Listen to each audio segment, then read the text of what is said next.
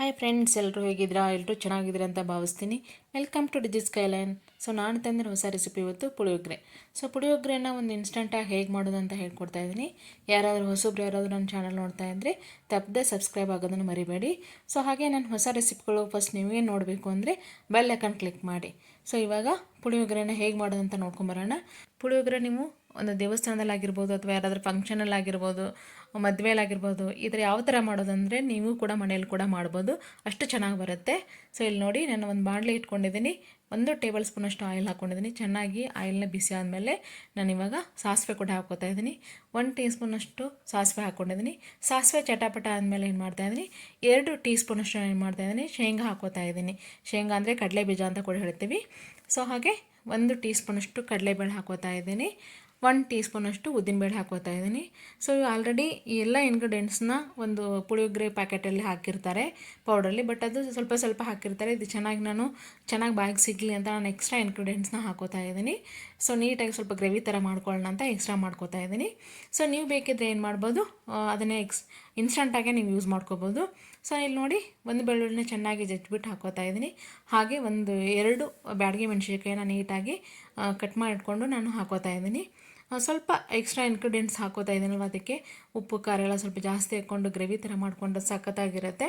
ಯಾರಾದರೂ ಬಿಗಿನರ್ಸು ಅಥವಾ bachelors ಏನಾರಿದ್ರೆ, so ಇದನ್ನೆಲ್ಲ ನೀವು ಮಾಡಲಿಕ್ಕಾಗಲ್ಲ ಅಂದರೆ ಡೈರೆಕ್ಟಾಗಿ ನೀವು ಆಯಿಲ್ನ ಬಿಸಿ ಮಾಡಿಕೊಂಡು ಪೌಡ್ರನ್ನ ಹಾಕ್ಕೊಂಡು ಚೆನ್ನಾಗಿ ನೀವು ಜಸ್ಟ್ ಅದನ್ನು ಇದು ಮಾಡಿಕೊಂಡು ನೀವು ಅದನ್ನು ಅನ್ನಕ್ಕೆ ಕಲಿಸ್ಕೋಬೋದು. ಸೊ ಇಲ್ಲಾಂದರೆ ಈ ಥರ ಮಾಡಿದ್ರೆ ನೀವು ಆರಾಮಾಗಿ 1 ವಾರ ನೀವು ಫ್ರಿಜ್ಜಲ್ಲಿ ಇಟ್ಕೊಂಡು ಕೂಡ ಯೂಸ್ ಮಾಡ್ಕೋಬೋದು, ತುಂಬ ಚೆನ್ನಾಗಿರುತ್ತೆ.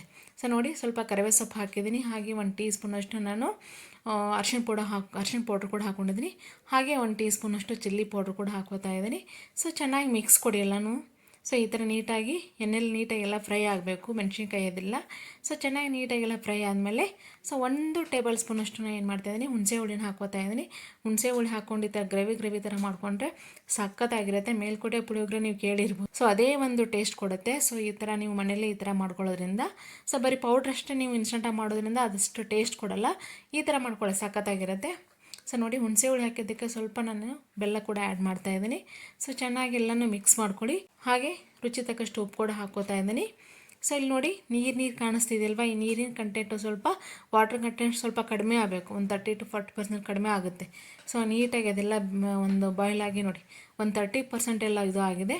ಆಮೇಲೆ ಏನು ಮಾಡೋಣ, ಇವಾಗ ನಾನು ಪುಳಿಯೋಗರೆ ಪೌಡ್ರ್ ಹಾಕ್ಕೋತಾ ಇದ್ದೀನಿ.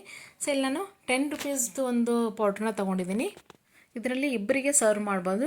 ಸೊ ನಾನು ಈ ಥರ ಇದೇ ಪ್ಯಾಕೆಟು 2 ಪ್ಯಾಕೆಟ್ನ ಯೂಸ್ ಮಾಡ್ಕೋತಾ ಇದ್ದೀನಿ. ನೀಟಾಗಿ ಎಲ್ಲನೂ ಪೌಡ್ರನ್ನ, ಸೊ ಈಗ ನೀರು ಕುದೀತಾ ಇದೆ ಅಲ್ವಾ, ಸೊ ಅದರಲ್ಲಿ ನೋಡಿ ಕಡಿಮೆ ಆಗಿದೆ ನೀರು ಎಲ್ಲ ಬಾಯ್ಲಾಗಿ. ಸೊ ಈ ಥರ ಪೌಡ್ರನ್ನ ಕಟ್ ಮಾಡಿ ನೀಟಾಗಿ ಒಳಗಡೆ ಹುಳ ಏನಾರು ಇದೆಯಾ ಅಂತ ಚೆಕ್ ಮಾಡ್ಕೊಳ್ಳಿ ಒಂದ್ಸಲ. ಮಾಡಿಕೊಂಡು ಇವಾಗ ನೋಡಿ ಅದರಲ್ಲಿ ಹಾಕಿ, ಮುಂಚೆನೇ ಹಾಕೋಕ್ಕೆ ಹೋಗ್ಬೇಡಿ ಆಯಿಲಲ್ಲಿ. ಸೊ ಆಯಿಲಲ್ಲಿ ಹಾಕಿದರೆ ಪುಳಿಯೋಗರೆ ಪೌಡ್ರ್ ಎಲ್ಲ ಕಪ್ಪಗಾಗ್ಬಿಡುತ್ತೆ. ಸೊ ಈ ಥರ ನೀರಿನ ಕಂಟೆಂಟ್ ಎಲ್ಲ ಆದಮೇಲೆ ಏನು ಮಾಡಿ, ಈ ಥರ ಪೌಡ್ರ್ ಪ್ಯಾಕೆಟ್ನ ಹಾಕ್ಕೊಳ್ಳಿ. ಸೊ 2 ಪ್ಯಾಕೆಟ್ನ ಯೂಸ್ ಮಾಡ್ತಿದ್ದರೆ ಆರಾಮಾಗಿ 4 ಜನ ಯೂಸ್ ಮಾಡ್ಬೋದು. ಸೊ ನೀವು ಇನ್ನೂ ಜಾಸ್ತಿ ಇನ್ನು ಬೇಕು ಅಂತ ಹೇಳಿದ್ರೆ ಜಾಸ್ತಿ ಕ್ವಾಂಟಿಟಿಲಿ ನೀವು ಮಾಡಿಕೊಂಡು ಫ್ರಿಜ್ಜಲ್ಲಿ ಕೂಡ ಇಟ್ಕೋಬೋದು. ಬಟ್ ಶೇಂಗಾ ಎಲ್ಲನೂ ಆವಾಗಲೇ ಹಾಕ್ಕೋಬೇಡಿ. ಶೇಂಗಾ ನಿಮ್ಗೆ ಯಾವಾಗ ನೀವು ಯೂಸ್ ಮಾಡ್ಕೊತೀರ ಅವಾಗ ಸ್ವಲ್ಪ ಫ್ರೈ ಮಾಡ್ಕೊಂಡು ಹಾಕ್ಕೊಳ್ಳಿ. ಯಾಕಂದರೆ ಶೇಂಗಾ ಹಾಕಿ ನೀವು ಈ ಥರ ಮಾಡಿಟ್ರೆ ಅದು ಶೇಂಗಾ ಎಲ್ಲ ಮೆತ್ತಗಾಗೋಗ್ಬಿಡುತ್ತೆ, ಅದಕ್ಕೋಸ್ಕರ. ಸೊ ನಾನು ಇವಾಗಲೇ ಎಲ್ಲ ಯೂಸ್ ಮಾಡ್ತಾ ಇರೋದ್ರಿಂದ ಎಲ್ಲ ಒಟ್ಟಿಗೆ ಹಾಕಿದ್ದೀನಿ. ಓಕೆ, ಸೊ ನೋಡಿ ಎಲ್ಲ ಚೆನ್ನಾಗಿ ನೋಡಿ ಆಯಿಲಿಂದ ಮೇಲ್ಗಡೆ ಬರ್ತಾ ಇರಬೇಕು, ಆವಾಗ ಇದನ್ನು ಸ್ಟಾಪ್ ಮಾಡಬೇಕು. ಸೊ ನೋಡಿ ಚೆನ್ನಾಗೆಲ್ಲ ಫ್ರೈ ಆಗಿದೆ, ಎಲ್ಲ ಮಿಕ್ಸ್ ಆಗಿದೆ. ಸೊ ಪುಳಿಯೋಗರೆ ಫೈನಲಿ ಗೊಜ್ಜು ರೆಡಿ ಆಗಿದೆ. ಇವಾಗ ರೈಸ್ ಕೂಡ ರೆಡಿಯಾಗಿದೆ. ರೈಸ್ ಕೂಡ ನಾನು ಇದನ್ನು ಮಿಕ್ಸ್ ಮಾಡಬೇಕು. ಸೊ ನೋಡಿ ಚೆನ್ನಾಗಿ ಬಾಯ್ಲ್ ಆಗ್ತಾಯಿದೆ.